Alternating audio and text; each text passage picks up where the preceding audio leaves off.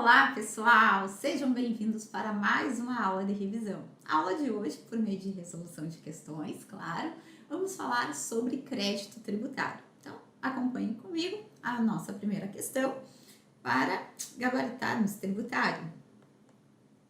Questão 1. A empresa pública estadual XYZ SA, com imunidade tributária que a desonera do pagamento de imposto sobre a renda de pessoa jurídica, reconhecida desde o ano de 2020 por decisão do Supremo Tribunal Federal, transitada em julgado, deixou de cumprir diversas obrigações acessórias relativas ao IRPJ, referente ao ano base de 2021. Em decorrência disso, foi autuada e recebeu multa pelo descumprimento de obrigações tributárias acessórias. A empresa procura você como advogado, indagando sobre a validade da exigência dessa penalidade pecuniária, uma vez que sua imunidade já foi reconhecida. Diante desse cenário, sobre a autuação fiscal e a respectiva cobrança de multa, assinale a afirmativa correta. Letra A. São inválidas e ilegais por inexistir a obrigação tributária principal e aplica-se a regra de que a obrigação acessória segue a obrigação principal. Letra B. São válidas e legais porque o descumprimento da obrigação acessória, mesmo por empresa imune, converte-se em obrigação principal relativamente à penalidade pecuniária. Letra C. Só poderiam ser exigidas caso a imunidade tributária daquela empresa não fosse reconhecida ou revogada. E letra D. São inválidas e ilegais porque a imunidade tributária veda também a exigência de cumprimento de obrigações acessórias. Bom, essa primeira questão trata sobre obrigação tributária. Aí você vai dizer, você não disse que ia falar sobre crédito tributário? Mas nós temos que ter primeiro a obrigação tributária para depois ter o crédito tributário. Como é que funciona? Vamos lá, vamos explicar passo a passo. Nós vimos que a Constituição Federal, ela outorga poderes para os entes federados, União, Estados, Distrito Federal e municípios, criarem os tributos. Os tributos serão criados por meio de lei, via de regra, lei ordinária, alguns por meio de lei complementar e medida provisória também pode criar tributos, desde que observados os limites previstos pelo artigo 62, parágrafo 2º da Constituição Federal. A lei, quando cria o tributo, ela vai descrever a situação passível de sofrer a incidência tributária, o que nós chamamos de fato gerador. O que é o fato gerador? É aquilo que o legislador escolheu no mundo jurídico para sofrer a incidência tributária. Exemplo, no caso do IPVA. Qual é o fato gerador do IPVA? O que o legislador escolheu para sofrer a incidência do IPVA? Ser proprietário de veículo automotor. Então, a lei vai descrever sobre o fato gerador e uma vez que ocorra esse fato gerador, no mundo concreto, nasce imediatamente a obrigação tributária. Então, chegamos aqui no tema da nossa questão e assim que eu explicar sobre a obrigação tributária, eu avanço para o crédito tributário. A obrigação tributária, ela está prevista no artigo 113 do CTN. E a obrigação tributária, ela pode ser de duas formas, quais sejam. Pode ser uma obrigação principal e pode ser uma obrigação tributária acessória. Qual que é a diferença entre a obrigação tributária principal e a acessória? A obrigação tributária principal, ela tem por objeto o pagamento. Pagamento seja de tributo ou penalidade. Lembrando que penalidade em direito tributário é multa. Então, quando eu falo de obrigação tributária principal, é pagar. Não importa o que. Pode ser tributo, pode ser penalidade. É aquela que a gente brinca que coloca a mão no bolso para pagar. Já a obrigação acessória, prevista no artigo 113, parágrafo 2º do CTN, corresponde aos deveres formais, na verdade, as obrigações de fazer ou não fazer, a que o sujeito passivo está obrigado, a fim de facilitar a arrecadação e a fiscalização do tributo. Então, corresponde às obrigações de fazer ou não fazer, que o sujeito passivo está obrigado para facilitar a arrecadação ou a fiscalização do tributo. Há exemplos de obrigações de fazer: emitir nota fiscal, declarar tributo, escriturar livros. Exemplo de obrigações de não fazer: não aceitar mercadoria sem a devida documentação fiscal. Então, a obrigação acessória, perceba, ela não tem nada a ver com a obrigação principal. No direito tributário, uma coisa não tem nada a ver com a outra. Enquanto a principal é pagar, a obrigação acessória são essas obrigações do nosso contribuinte de fazer ou não fazer. Por essa razão, guarde para a sua vida. Todo mundo tem obrigação acessória, com exceção da pessoa física isenta do imposto de renda, que ela hoje não precisa nem mesmo entregar a declaração de imposto de renda. Tirando a pessoa física isenta do imposto de renda, todo mundo tem obrigação acessória. Pode não ter a obrigação principal, mas tem a obrigação acessória, tá? Então, pode não ter a principal, porque pode não ter que pagar tributo. A exemplo, não paga o tributo porque goza de imunidade tributária, porque a Constituição diz para não pagar tributo, mas ainda assim vai ter obrigação acessória. Porque qual é a regra? Todo mundo nessa vida tem obrigação acessória. A única pessoa que não tem obrigação acessória é a pessoa física isenta do imposto de renda, certo? E ainda, o artigo 113, parágrafo 3º, diz o seguinte: a inobservância de uma obrigação acessória, se você deixar de cumprir uma obrigação acessória, converte-a em principal com relação à penalidade tributária. Como assim? A pessoa tem imunidade, não precisa pagar tributo, mas ela tem que cumprir as outras obrigações e as obrigações acessórias. Se ela deixar de cumprir suas obrigações acessórias, o que acontece? Ela vai ter que pagar uma multa. E o que é multa? É colocar a mão no bolso, é uma obrigação principal, referente à penalidade. Então, a inobservância de uma obrigação acessória converte-a em principal com relação à penalidade tributária.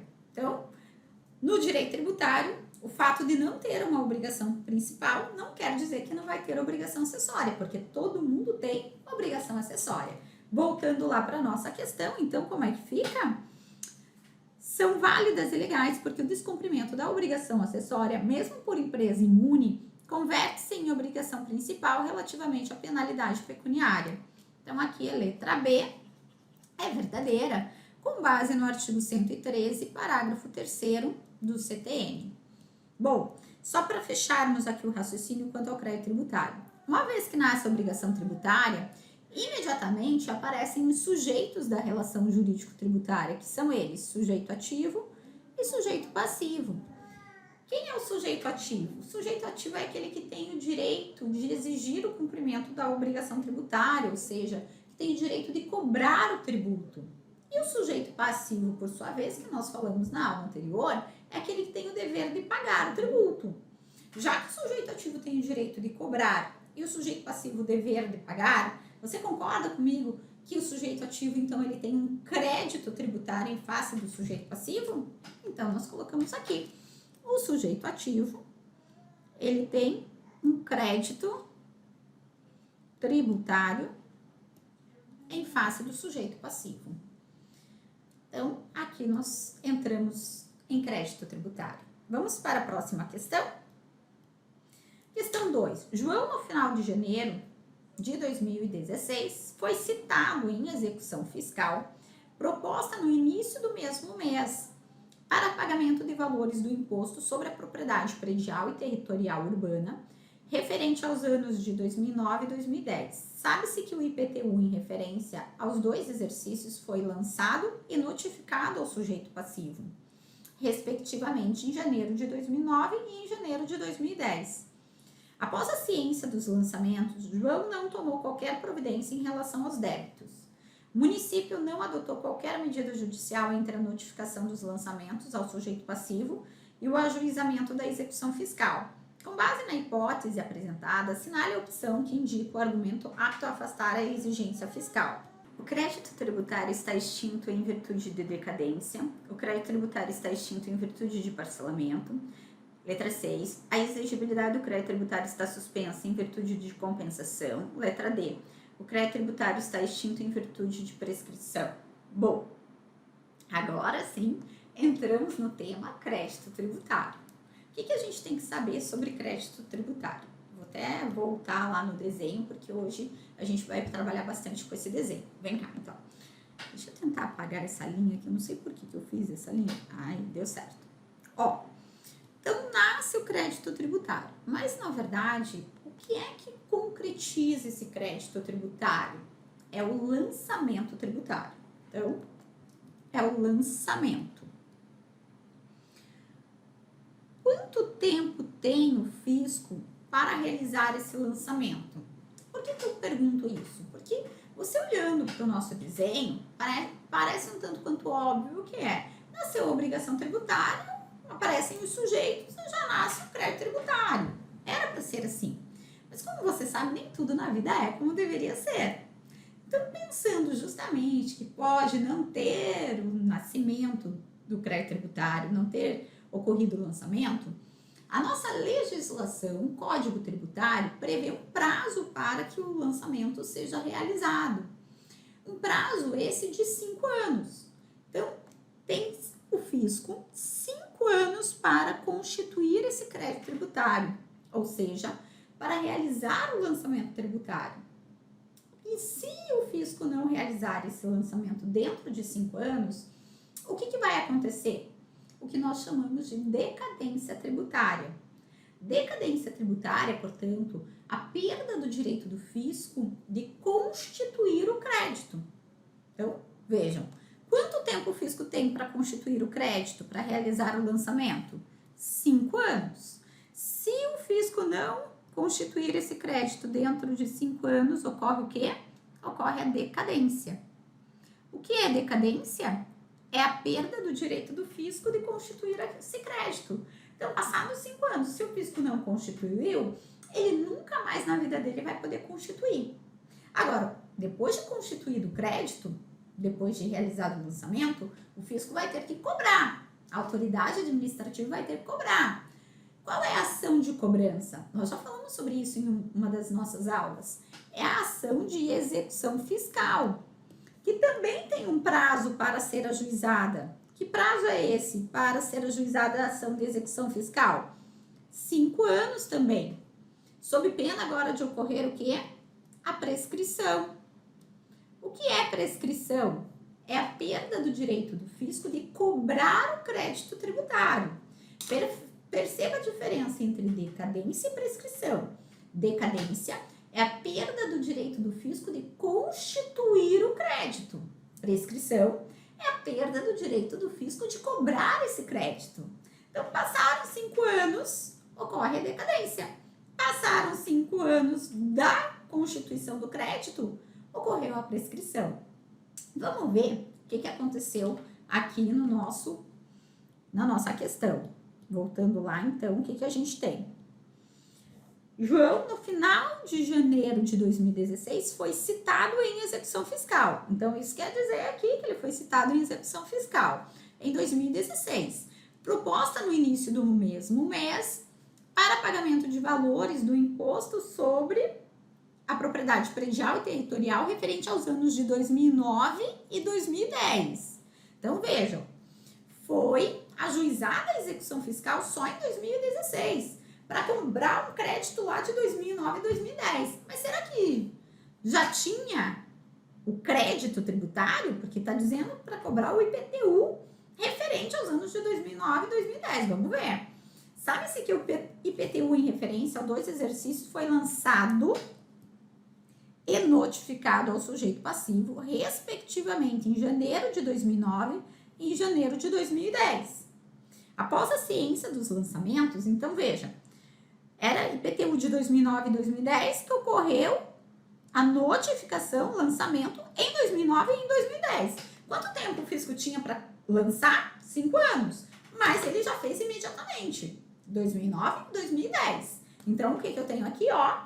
2009 e 2010 foi feito o lançamento. Quanto tempo o fisco tem para cobrar? 5 anos.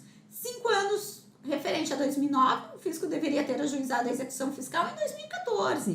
5 anos de 2010, o de exercício de 2010 poderia ser ajuizada a execução fiscal em 2015.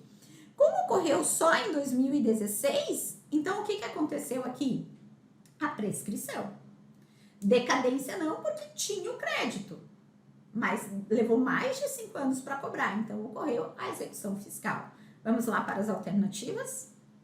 O crédito tributário está extinto em virtude de decadência? Não. O crédito tributário está extinto em virtude de parcelamento? Não, até porque parcelamento nem extingue crédito, né? Porque se você faz um parcelamento de 60 vezes, paga uma primeira parcela, e você fala que o parcelamento extingue, então nem precisaria pagar as demais. Então não, né? Totalmente errado. A exigibilidade do crédito tributário está suspensa em virtude de compensação? Não. Compensação, sim, extingue o crédito. O que é compensação? É um encontro de contas. Quando eu tenho credor e devedor simultaneamente. Aí eu faço um encontro de contas. Exemplo, eu devo para você R$200 e você me deve 200 também. Então, ao invés de eu te pagar 200 para depois você me pagar 200, a gente faz uma compensação. Está extinta a nossa obrigação. Então, a compensação extingue. Também está errado. E letra D. O crédito tributário está extinto em virtude da prescrição. Verdadeiro. Verdadeiro. Aliás, o artigo 174 do CTN prevê, né, que a Fazenda tem até 5 anos a contar da constituição definitiva do crédito para cobrar, para ajuizar a ação de cobrança. Então, letra D é a letra correta. Bora para a próxima questão.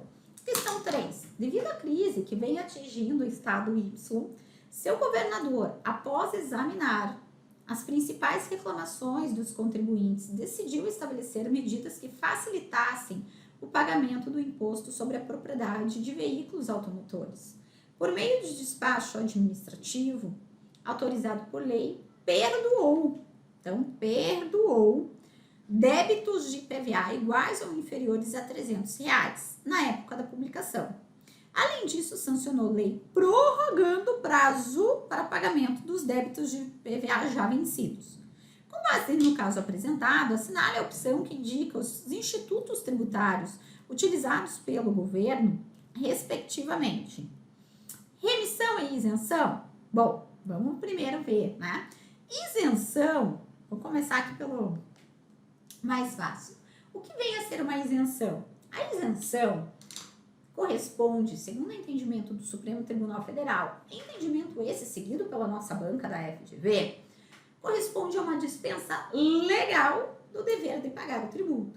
A isenção é quando a lei diz que eu não preciso pagar o tributo.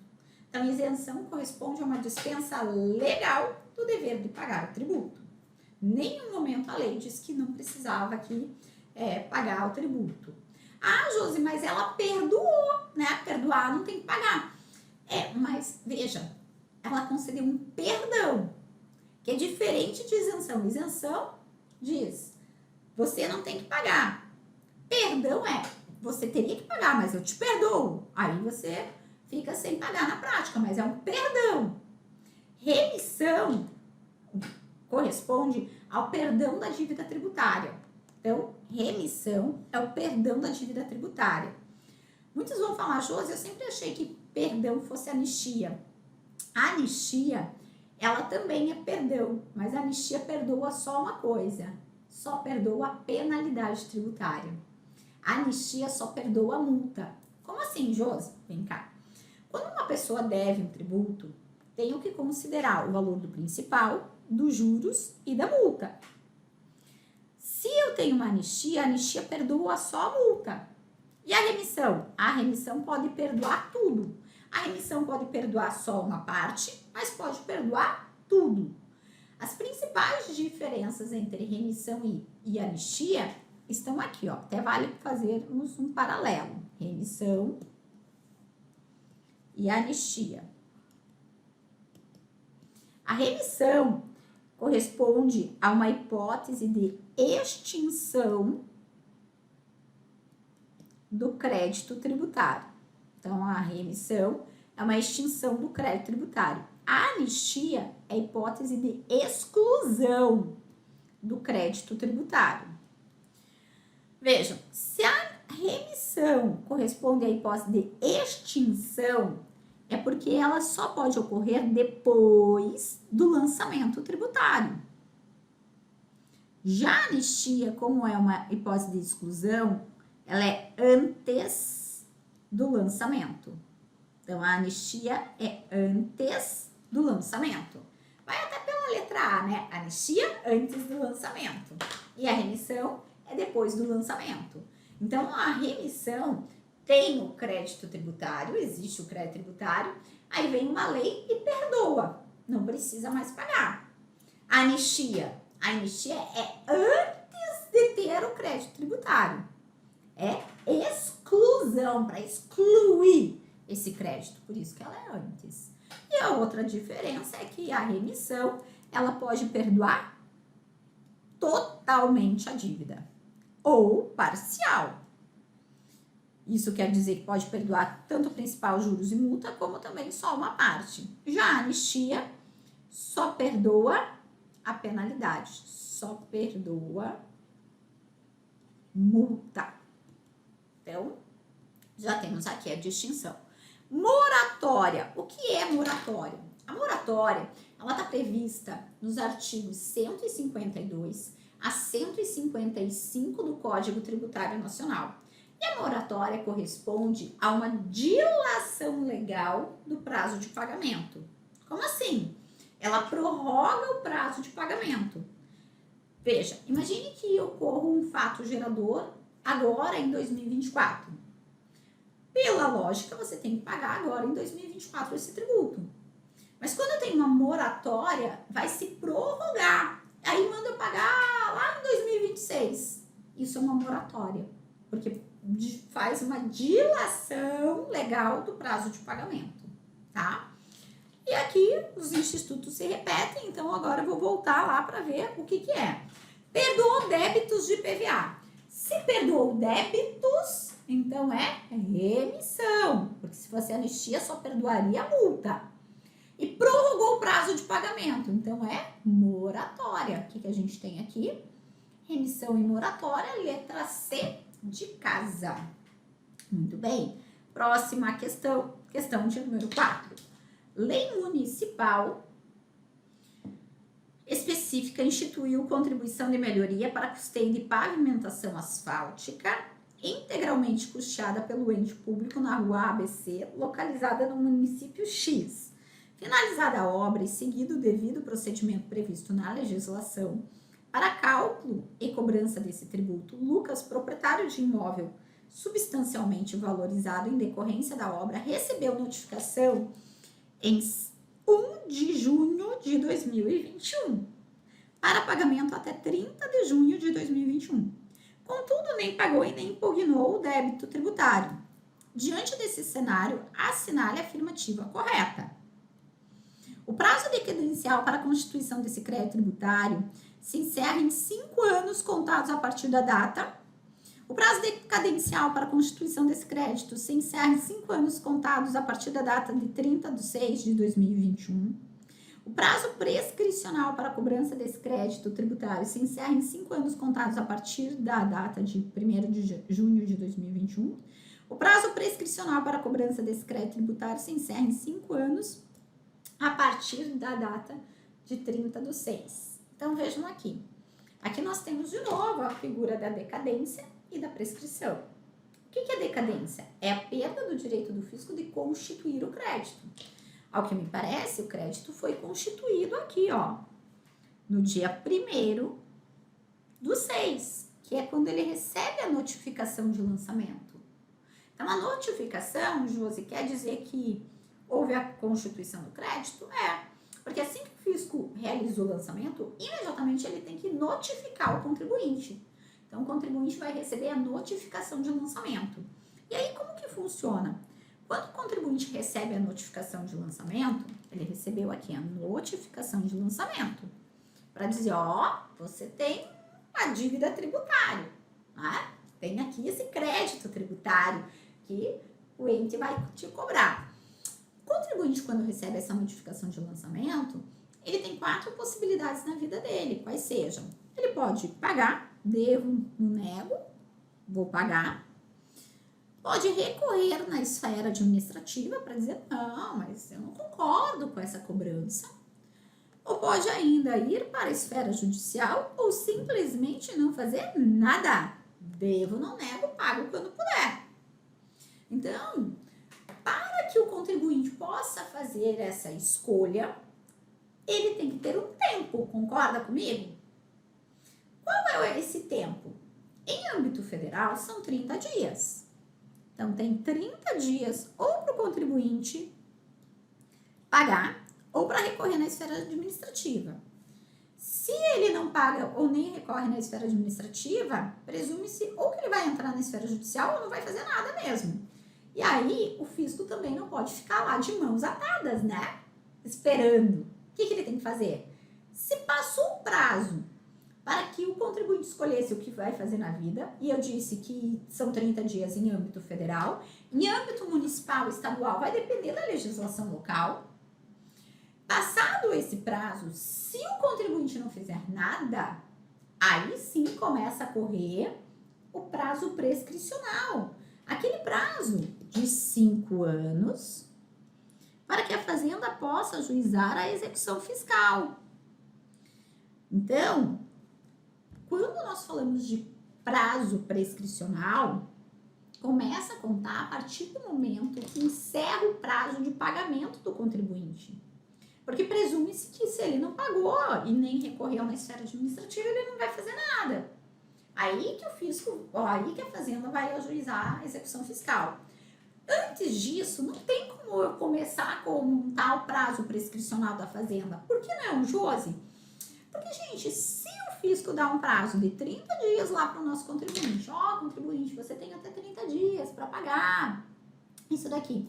Aí o contribuinte resolve no 29º dia sair de casa para pagar.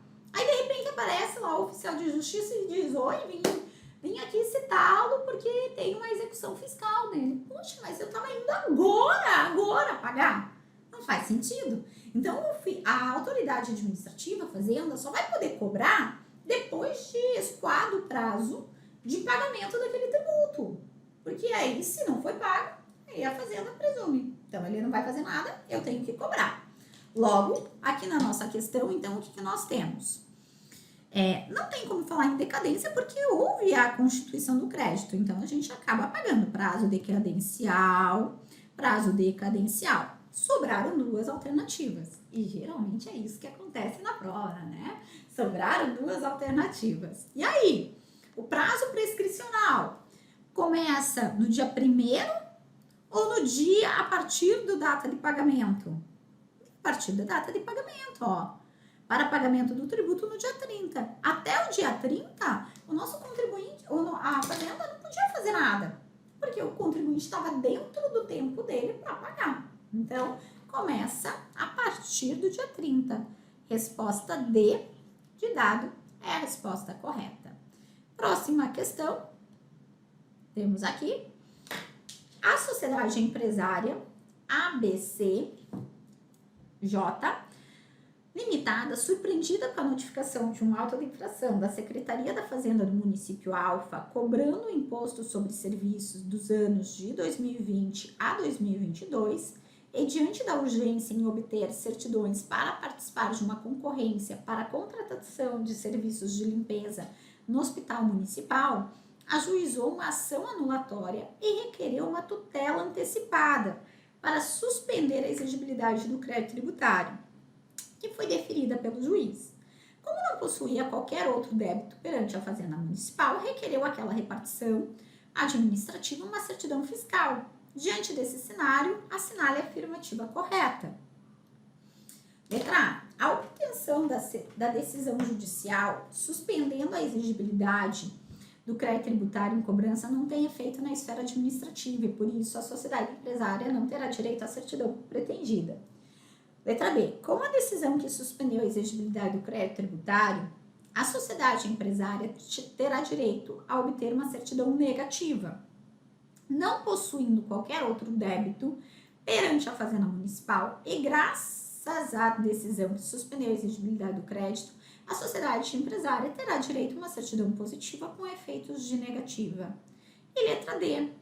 Para obter a certidão fiscal pretendida, a sociedade empresária terá que depositar judicialmente o montante em cobrança, independentemente da referida decisão obtida. Bom, aqui praticamente nós falamos sobre as certidões do nosso contribuinte que a Fazenda, que a autoridade administrativa pode expedir.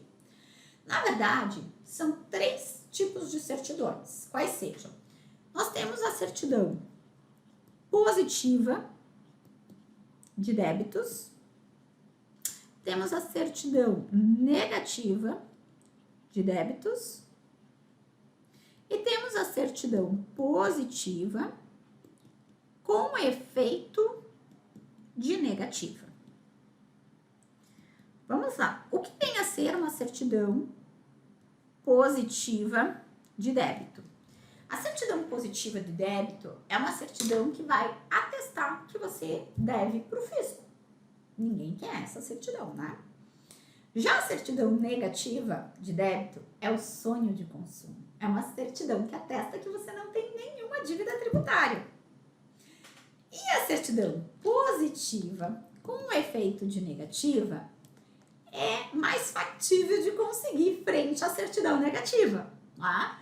O que é essa certidão? É uma certidão que vai dizer que você tem dívida tributária, mas ela atribui efeito de negativa, porque essa dívida tributária não está podendo ser cobrada. Então, por isso o nome, certidão positiva com efeito de negativa. Com essa certidão, você consegue praticar todos os atos que você precisaria de uma certidão negativa, mas que você não tem.